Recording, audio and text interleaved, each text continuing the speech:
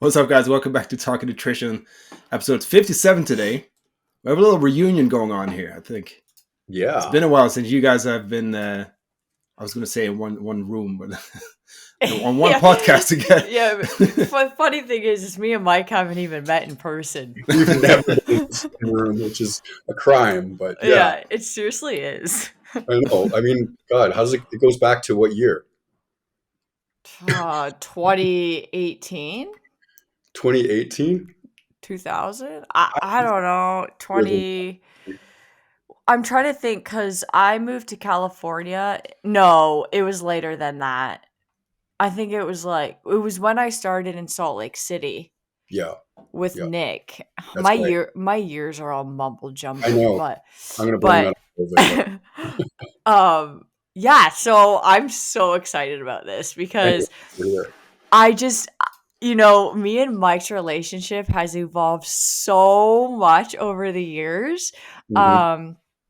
From like me knowing absolutely nothing to now being, a successful nutrition coach, and I owe so much of that to Mike. He's the number one most influential person when it comes to where I am today. So yeah, I'm just so excited to see now. People listening, they can't see how red I'm gonna be. Yes, probably one of my top accomplishments in life, having children, would be seeing Kristine as a very successful nutritionist. That's very cool. Yeah, it's very cool. So, yes. That's awesome. Yeah. I remember listening to you guys. I think this was like 2020-ish or something. And the topic we want to talk about today, like shift work, testosterone, kind of like how we can, manage that stuff. I remember you guys did an episode about that back then. And I've been kind of thinking about this too. Like we got to bring Mike on, Kristine mentioned it a couple of times and now it's finally happening. So that being said, Mike, who are you? What do you do? Tell us a little bit about yourself. Yeah. My meat and potatoes job, so to speak, no pun intended, is I'm a firefighter paramedic. And I've been doing that with the Lethbridge Fire Department. It's a small city in Alberta, Canada, about 100,000 people. I've been doing that for about 24 years now. I've been involved in emergency services as a paramedic for about 30 years, so my entire adult career. As that career progressed, I got into nutrition, and I always describe myself as like the reluctant entrepreneur. I got into nutrition because it was self-serving. I wanted to become better at martial arts. I got into martial arts when I was a little bit older, when I was 35. I got into CrossFit even older than that, and I needed to keep up with the 20-year-old guys. I'm like, okay, what can I do? And I sort of got into the nutrition. And from that, a very long story short, I started a nutritional consulting company. I started a supplement company that kind of blew up. And I'm still involved in nutrition. Some of those companies have gone by the wayside, but I'm still very actively involved in nutrition. And I still consult and I still do formulations for other companies. So that's in a really small nutshell. That's where I'm at right now. Yeah. Yeah. You were like, so when it comes to like the CrossFit space, Mike was one of the first like nutrition coaches in that space. Really. There was there was you like working against gravity, but that even started like, I don't know. There's a bajillion now. Obviously, so many people are doing it, but Mike was definitely one of like the first ones for sure.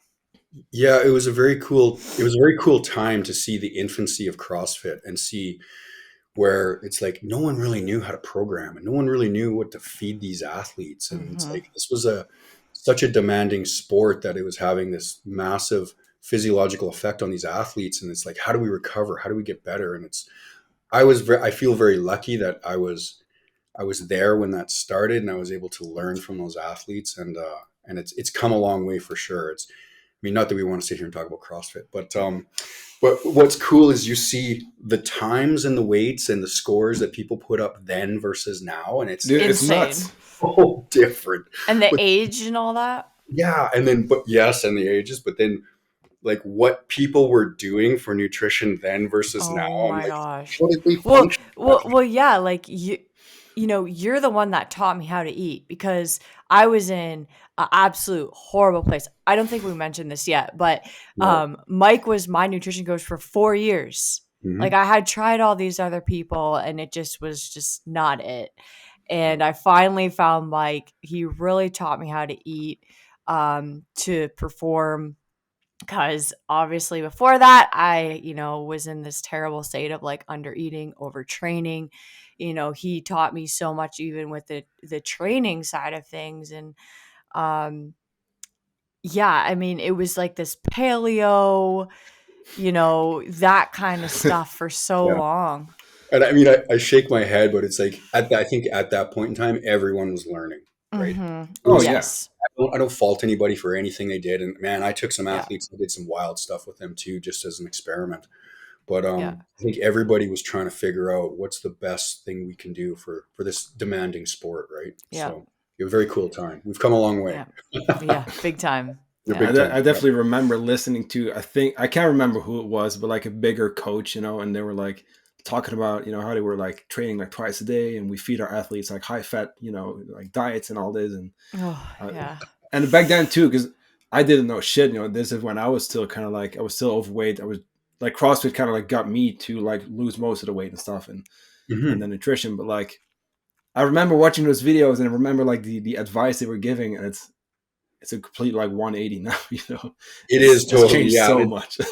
It's very cool to see, beyond CrossFit, see how the science of nutrition has caught up so rapidly. Because even back then, it was like there wasn't a lot of human controlled studies on athletes, and I mean, there's lots now, and it's very cool to see that. But a lot of it was just speculation of like, oh, we're going to take this from the bodybuilding crowd, we're going to take this from the endurance crowd, and Yeah. even then, the studies weren't that well controlled. But it's like now the science has caught up, and we know what we need to do for the most part. It's still not always black and white, but it's getting pretty close. So Mm-hmm. Mm-hmm. For yeah. sure.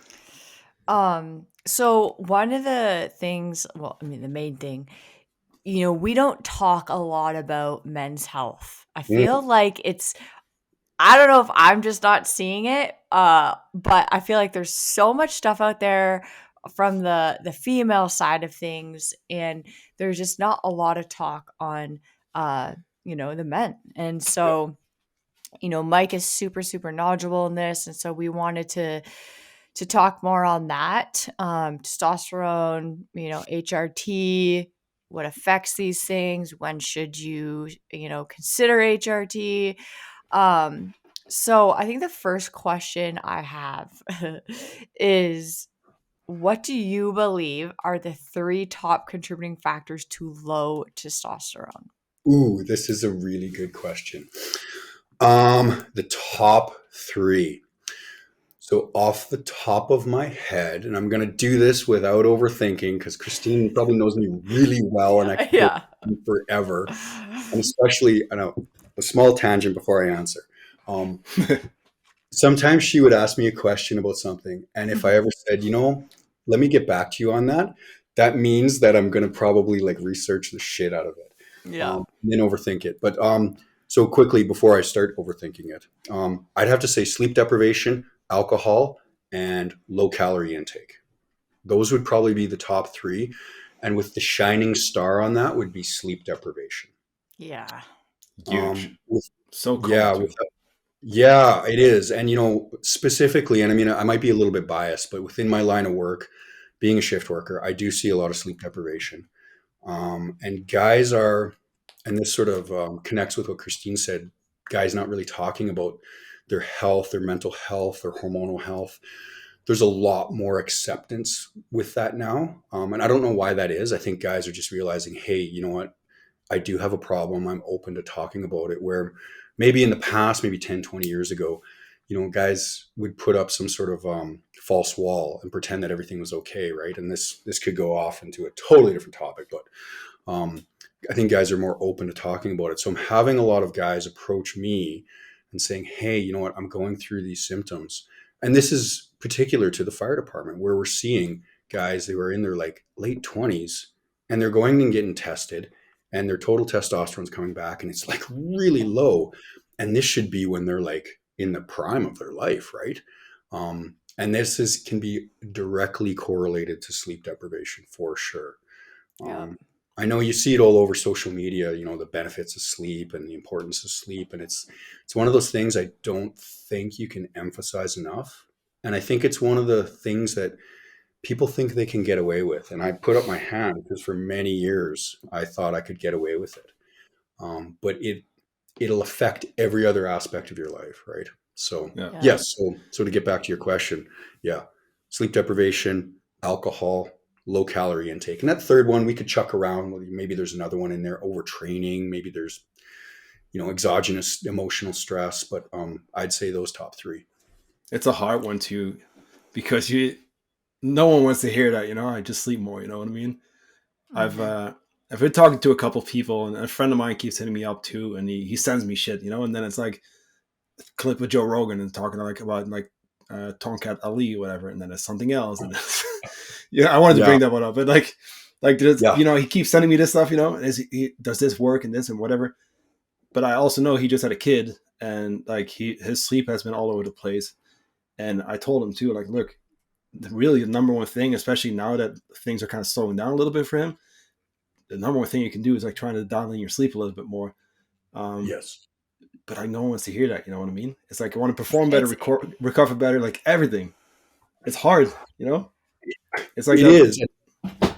The things that people don't want. It's not that they don't want to hear it, but the stuff that works is super unsexy. It's I was like just gonna say that. Yeah.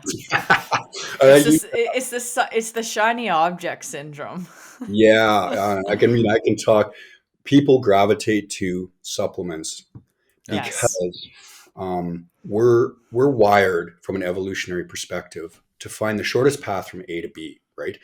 And this served us really well in like prehistoric times, right? Or when it was all about survival. It's like, what can I do to get food? What's the easiest and safest way I can do that? Well, me just being a little 195 pound man, I can't take down this woolly mammoth, but if I get 12 of my buddies, I can probably take it down. None of us will die, we'll have food, right? So it's like, that's that line of thinking. How can I do this most efficiently? That served us really well.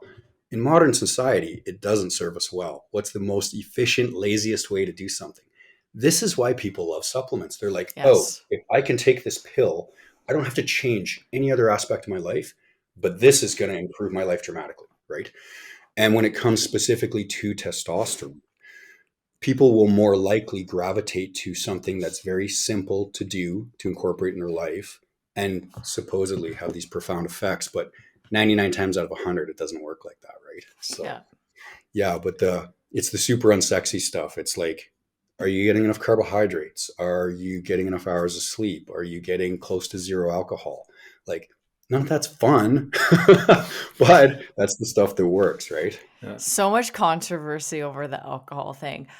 My stance has changed on this over time. Just, if you really want to optimize your health, or, even like in fat loss phases and things like that, I at this point I'm like, there's no room for it. It just has so many negative effects, and it's just a cascade of issues it causes, that it is very hard to keep it in, Yeah. and see the progress you really want to see. I agree like 1,000% with that, and it's interesting because if you look at the studies on how it affects alcohol, it's or sorry, how it affects testosterone, Hmm. it's very transient. It's like, yes, we know that if we take in alcohol, our liver is going to preferentially metabolize that over creating hormones, or let's say it's going to downregulate testosterone production for the short amount of time that it's going to have to metabolize that alcohol. So really the acute effect on testosterone is really low. But so people see that study, they're like, oh, cool. Okay, I can Yeah. go out and I can have a couple beers. I'll be fine. It's not going to affect my tea. But from an experiential point of view of what you've seen, Kristine, what I've seen, it's like any client, and even with myself too, any client that has it in some sort of chronic fashion, even if it's just like one drink a day, and it's like a 200-pound man having one drink, you should be able to metabolize that really quick. It just seems to affect sleep. It affects your Hmm. training. It affects your recovery. It affects your hydration status. It affects your digestion. It affects all Appetite. appetite affects all these systems, right? And I'm not talking about having a bunch of drinks, going off the rails, eating a bunch of food you shouldn't. I'm like talking just having a singular social drink. Mhm. And this makes me sound like I hate alcohol, and I don't. It's summer. God, I'd love to sit on a patio and have a bunch of beers. It's like, yeah, I'd love to do that. Yeah. But I know how that's going to make me feel the next day, and it's going to Right. affect training and just generally how I feel. Like when I get up in the morning, I've got two little girls that are really demanding, and I need to be Right. right. So it's that kind of stuff. It's like, and when I go to the fire department, I need to be sharp, right?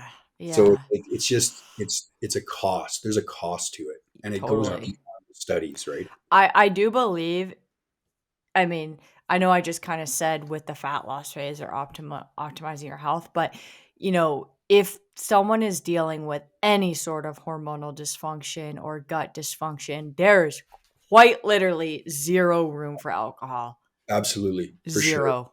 For sure. Yeah. I mean, it's one of those things that you just have to realize. And I mean, people are still going to have drinks, right? Hmm. And there's times when I'm like, yeah, I'm going to have a beer. I know I'm going to have a beer, but it's like, you need to weigh the cost benefit of that. It's not Yes. Yeah. benign. And as long as people understand that, right? And I mean, I've had clients who they've had their nutrition dialed, they've had their supplements dialed, they've had their training dialed, and they're super driven athletes, but they've continued to have alcohol in on a semi-regular basis and they don't seem to achieve their goals, right? Yeah. I'm not going to completely blame alcohol, especially with body composition though. If we're getting past the performance thing and just thinking about, okay, how can this client get to the most optimal body composition that they can get to, there's no room for alcohol. There's no room at all. It'll have a profound negative effect, even just with like a water retention point of view, right?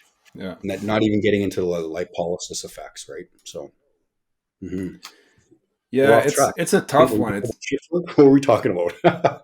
no, but it's a tough one because also there, like that's another one of those things Yeah. that's it's a hard conversation to have, and especially I have someone now too, and we're working through some gut stuff, and she's like, oh, can we like reintroduce like some drinks or something? But it's like, no, this has to stay out for a really long time for now. You know what I mean? Yeah, And I'd love to give you that, but right now, if we start adding back alcohol, it's just not going to be. We have to start over. You know what I mean? And Yeah. it's yeah, tough because yeah. as much as we talk about the flexibility and all that, we cannot get around like the downside of lack of sleep, alcohol and those kind of things. Like there is a consequence. Yeah. I mean, and But something like a gut health protocol is like you said, temporary, but like really, really intense, really restrictive, and you have to be right for something like yeah, that, right? You have to be. Yeah. but So, tying this back to testosterone, like mhm. so we've talked testosterone, but what then are the downsides of having low T? So how does that affect someone's life? Yeah. And Yeah. when somebody thinks, oh, low testosterone, it might be the first thing they think is low libido, and that can be one thing. But we have to keep in mind that there are testosterone and androgen receptors in basically every cell, every tissue of the body, including our brain and including how it affects neurotransmitters. So, I mean, some of the classic signs of low testosterone would be like inability Yeah. to maintain or put on muscle mass, increasing fat mass, depression, mood swings, low libido. For men, it would be the inability to achieve erection or maintain an erection, right? And those are just off the top of my head. Those are some of them, right? Probably one of the biggest ones would be the depression or the mood swings, and this would happen first, right? So guys would be able to maintain a high level of fitness, high level of muscle mass, maybe their libido's fine, sexual function's fine, but there'd be a lot of mood swings happening, right? Or depression. And that's really one of the first things that we'd see that might not be directly tied to testosterone. And the reason I say that is I've seen a lot of guys sort of run through this circle of like trying to get proper treatment where they're going to their GP. And I don't want to bash on physicians at all here, but it's like Yeah. guys are going there saying, oh, I'm not doing very well. I'm depressed. My wife wanted me to come here. I'm not myself lately. And usually the first thing they don't test is testosterone. They might be like, oh, okay, here is a selective serotonin reuptake inhibitor. Here's an antidepressant. Why don't you take this? And guys might go through this cycle for a couple of years until maybe they do get their testosterone tested and they Yeah. find out, right? But once again, I'm off on a tangent there. Oh, you're So good. going back to like the signs, yeah. So it's just the ones I just said there. Those are usually the most, yeah. Yeah, like my doctor, I just went like this is a little while ago already, but he did not want to test testosterone. He did not Oh, want to check it, and Typical. for me, it's like, to be honest with you, it's okay, right? It's fine, but like I want to learn about this stuff. I think it's interesting, and let's be honest, it's like the most important hormone for a dude. It's what makes you yeah, a dude, and it's like, so I asked him, because he was like, well, we don't really tests for that. I was like, okay, can I ask why not? And he said, well, we only test it if, and these are his exact words. He said, we only test this if you have bitch tits, or you've Oh my gosh. or you've used PEDs. So in my head, I'm like, what the fuck are you talking about? Like, this is yeah. crazy. And that's like a doctor, where people Bitch go for, tits. that's Yeah, literally what he said. I was like, there's people who really need help to go to a doctor, and then this is like the advice you Yes. get or the answer. Like, Yes. fuck, it's without a doubt, it's not just an issue, isolated to Canada or the U.S. But yeah, He's in Norway. I It's know. supposed to be good here. Good. Yeah, I have a big. Oh, this is a soap. This is like okay. I have 1,000 pet peeves. No, This that's Yeah. okay. is my This is one that just makes me go off. uh, um with the guys within the fire department. So it's interesting because I have this demographic of like 160 guys, and yes, we have females too, but um, and so it's like I kind of have my own little like subject group, so to speak. But it's like I used to be part of the health and fitness and wellness committee, and that involved getting guys to the physician, getting yearly testing going, talking to the doctor. Hey, what trends are we seeing here with the guys? Um, Very early on, I started to push to get testosterone tested. And in my mind, in my opinion, guys should have it tested every year starting at 18. Now, it doesn't matter if their total testosterone is like 1,300 then. It's like, yes, it's really good, but data is useless unless you have a bunch of it to look at, right? Yeah. So if you do a singular, let's say you do like a singular blood pressure on a patient, it doesn't mean anything because you have nothing to compare it to. It's the same thing with testosterone or any lab value, right? Like, yes, we can look at reference ranges, but reference ranges, there's a lot to discuss about reference ranges, as Kristine and I have a lot. Um, but if we see a trend, so let's say John gets started to get tested at 18 and he's got 1,300 testosterone. Great. He's over range, but he's at his peak. And then he goes through his career with the fire department. And then at age 29, we start to see a drop. Oh, he's at 700. Oh, that's still really good. You'll be fine, right? And then at age 32, he's at 500. Oh, it's getting lower, but you're still within the normal reference range. It's like, yeah, but doc, it's like I feel really tired in the morning. I'm not as interested in my spouse anymore. Oh no, you'll be fine, right? Now I'm making up a story here. And then as he gets to like, let's say age 36, oh, you're below range now, right? But we saw the trend earlier, right? This is why I think guys need to be tested. And the medical community, you guys can kick the soapbox out from under me at any time here. The medical community doesn't see it like that. They're like, no, we're not into prevention. We're just into treating, right? Treating chronic issues, right? That's what it is. We're not into preventing them, right? But had we caught that earlier, there could have been some prevention put in place, right? So Yeah, that's why I'm not gonna say there's not good doctors out there because there is. there is totally, yeah, But just to save time, I usually will well, at this point, I can pull labs now, which I freaking love. nice, Yeah, so I can get full panels for people now, which is fantastic. It very just nice. is so helpful. It was very But helpful. uh in the past when I was like dealing with doctors and I like just so that people know, like I have these labs, I can pull labs, but I still deal with doctors. Like 100%. I am not a doctor, so I need these people on my side, right? Mhm. Um but I would tell them, okay, we need to go to like the functional side, like homeopathic, like they think woo woo when they think or hear homeopathic, but like more like the functional med doctor side of things, because those Yes. are the doctors that are actually going to pull a full panel. Yeah. And so you save time and energy, because it's literally, some of these doctors, it's like pulling freaking teeth. I know. So I always would tell them to just go to that side of things. And we would get, a full panel done, Yeah. because it just, gosh, it was just so annoying. Yeah. And what it comes down to is just a money thing, really. It's just like docs don't want to do it, probably because of money. Whether the Mhm. reason why really doesn't matter. But you're right. I agree with you, Kristine. It's like getting those done early, especially if somebody has an interest in their health. If they're like, hey, I'm interested in fixing my problems, what can I do? And let's say they've hired a coach. It's like we try to guide them down this path of like, hey, you know what? Let's get some labs done. Let's get a full panel done. Let's take a look, Yeah. because we can rule out a bunch of stuff right away, or we could catch some problems really early that are easily fixable. It's like, oh, Mhm. my hemoglobin's low or my red blood cell count's low. Okay, we can fix that. It's like, Right. oh, it's like my testosterone's really low. Okay, let's look into why that is happening, whether you're male or Mhm. female, right?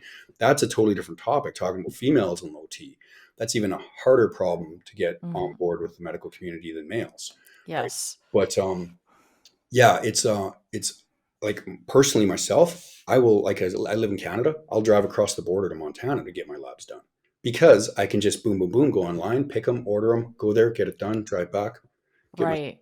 I don't Yeah. have to deal with the doc being like, "Oh, well, you're a healthy male. We don't need to test this."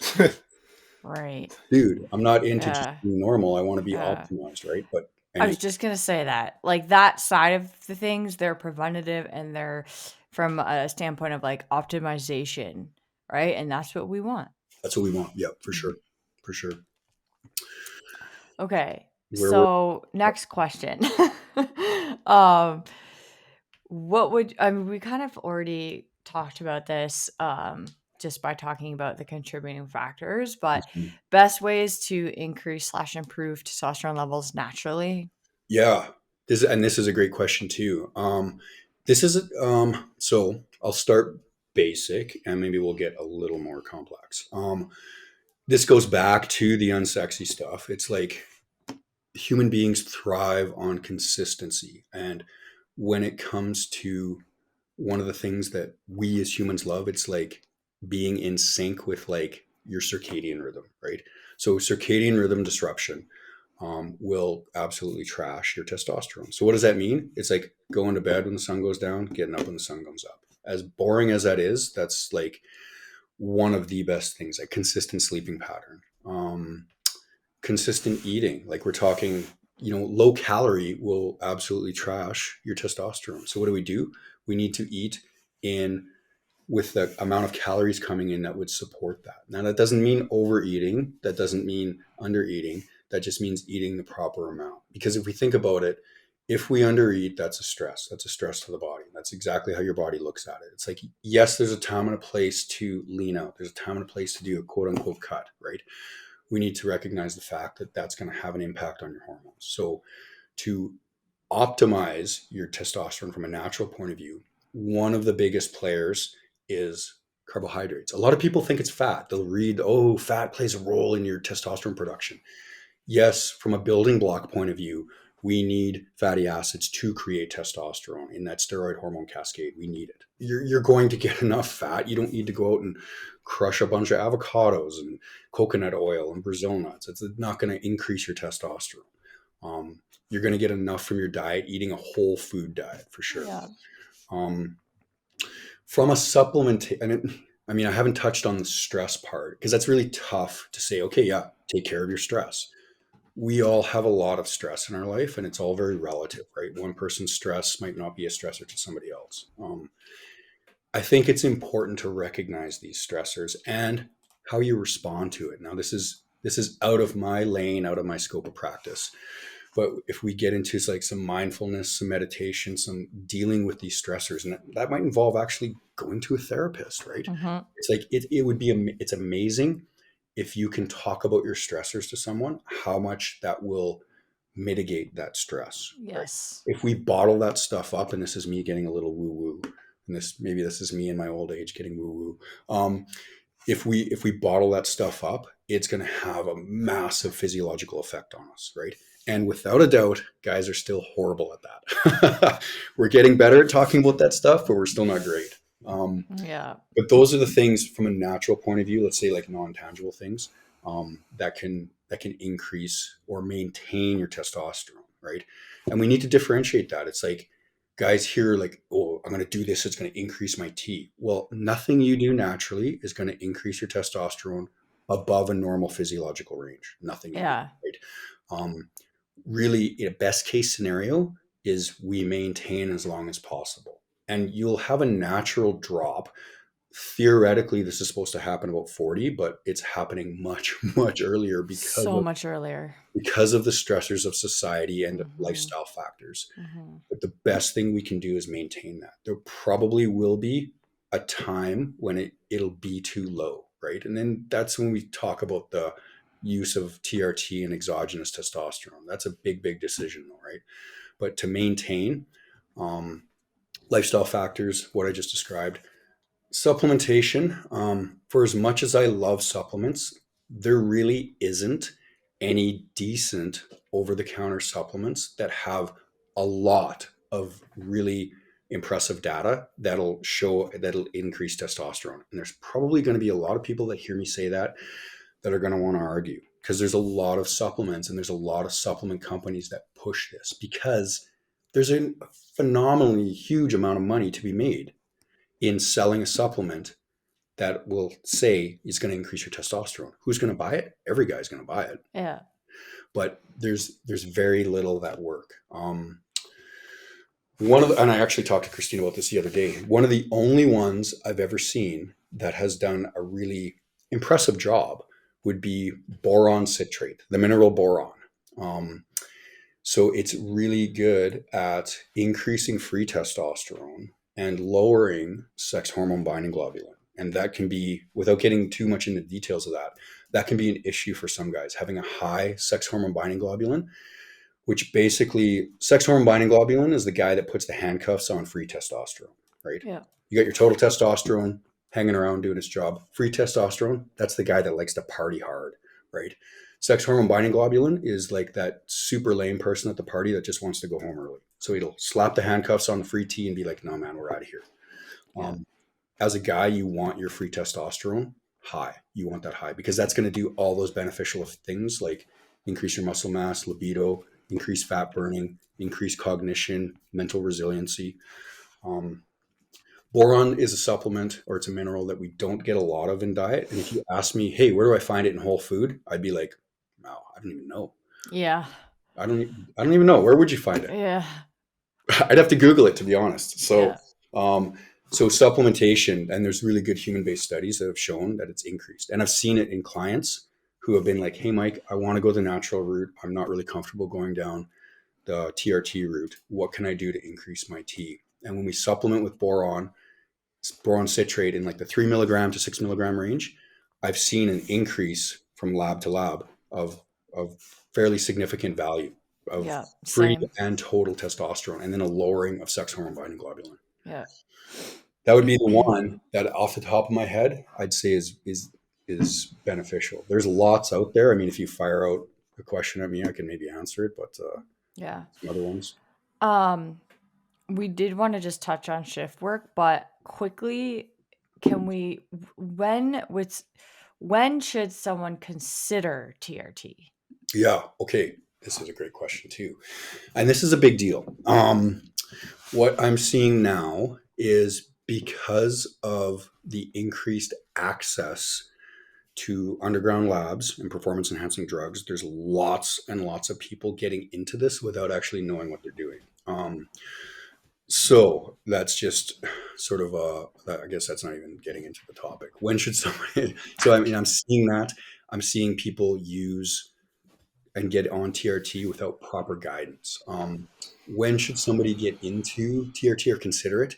If if they have all their lifestyle factors down and those are pretty dialed, they've covered all the unsexy bases, and they're still not seeing the results that they want to, and this is also confirmed by labs, Yeah. then I would say seek out a physician that is well versed in testosterone replacement therapy.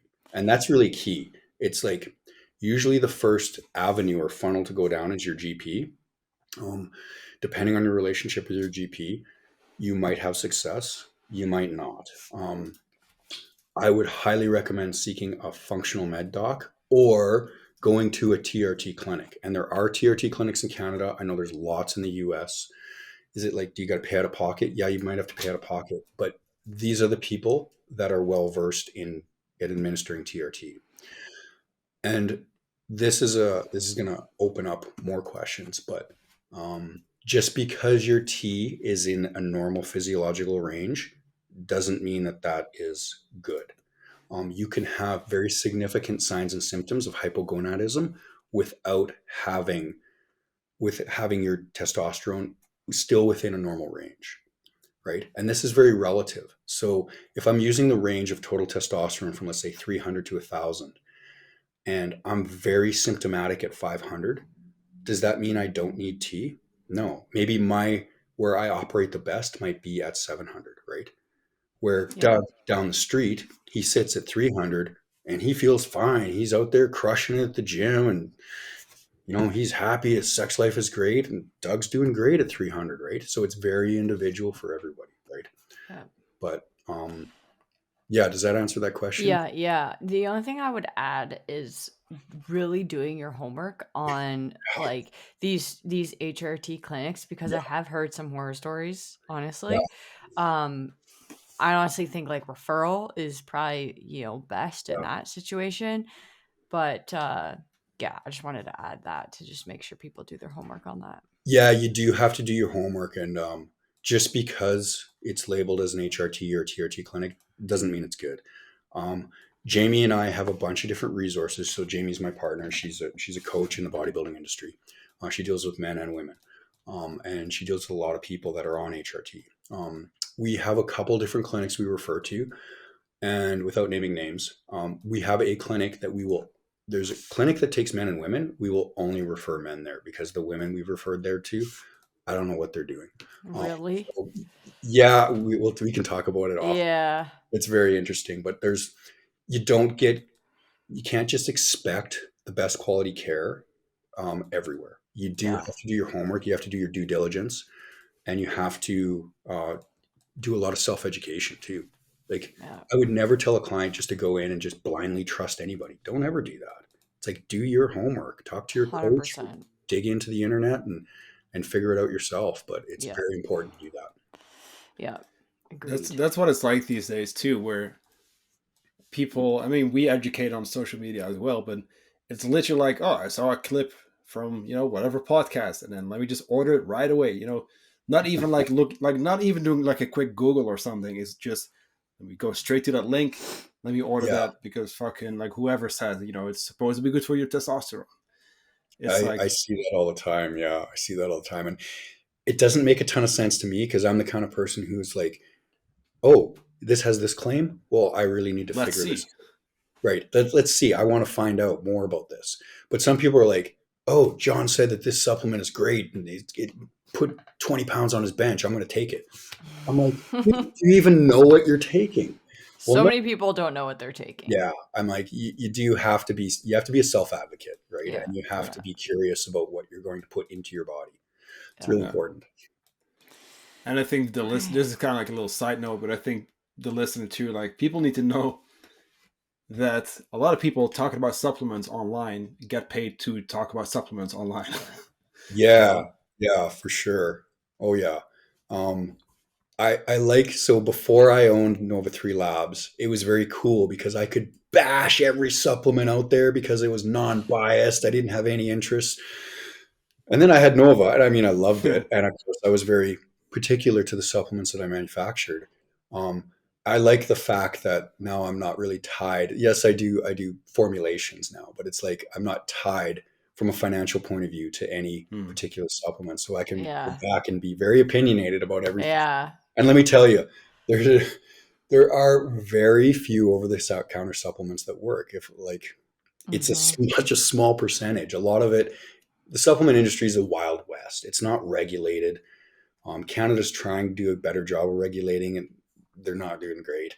The US is completely unregulated. You can go in, you can make a supplement, you can put any claim on it, and you can sell it. There's no regulation. Insane. It is insane. It's totally insane, and this is why it's $1 billion industry, right? Yeah, You exactly. really, from a consumer point of view, be very skeptical. Yeah. Like, and you'll find data on different supplements. Like I know you had brought up the Tomcat Alley, and that's one that has maybe some potential. The mechanisms maybe um, are there for it to increase testosterone in men with low T, but the data is not like bulletproof, right? So, but there's a lot of supplements like maca. I really like maca. Maca is phenomenal for libido, but it has zero effect on your hormones. So we don't understand the mechanism that it works, Yeah. right? Maca is a great supplement though. Like I take it every day and I love it, right? But it doesn't have an effect on your hormones, right? So when it's pitched as increasing testosterone, that's false, right? So Yeah. yeah, Yeah, anyways, yeah. exactly. Anywho, Anywho, so we did have a couple questions written down about yeah, shift work. I almost feel Hmm. like we should just do like a separate I like know. episode about this. Hey, maybe we will. Maybe we should. We can always do part But two, right? yeah, let's. I honestly feel like this would be a good second part Yeah, podcast because there's lots to go into Yeah, with and this. it would be a bummer to kind of like rush through it. Yeah, yeah, yeah. totally. Yeah. Well, Because we could I definitely do part two on that. I mean, it yeah segues from this one, right? Yeah. yeah Where we've talked about some of the things. And, I've touched on the sleep deprivation, but I mean, in part two, we can get into strategies in and around shift work and how to yeah optimize that when you're trying to be an athlete. Yeah, let's do yeah that. Yeah, I mean, yeah. yeah, It's important because I work with a lot of shift working people at yeah, a mental hospital, the big hospital here, and it's tough for people sometimes to manage everything, and then it's also very, really high stress jobs, so yeah. it deserves like a full episode, I feel like. So Hmm. that being Let's do said, it. let's save those questions. Right. So before we let you go, do you have any updates, announcements, like where can people find you? Yeah, the best place to find me is on social media. It's Mike Elevated. I still operate my coaching company, which is Elevated Experience Coaching. I got a couple coaches underneath me, Derek and Gavin, who are both young, eager, and brilliant, like scary smart, both of them. Um, but I still take clients too, but I mostly take the demographic of, that 40-year-old guy who's just trying to get through life and optimize everything else. That's kind of where I am right now, right? Um, but that's the best place to reach me is just right on social media. I love answering questions, so people can hit me up there. Awesome. We'll link it down below. Okay, Dude, thank you for your time. Let's do that part two soon. I'm already looking forward to that. It's great to have awesome. you. I'm excited. I'm excited. Thank you guys for having me on. Of course. Of course. Welcome back to doing podcasts, right? So Yeah, we'll see you I love soon. it. Yeah, cool. And to our listener, if you enjoyed this episode, make sure to drop us a quick rating, review, do whatever you want to do. Share share it in your stories, right? And then we will be back with a part two. I will talk to you next week.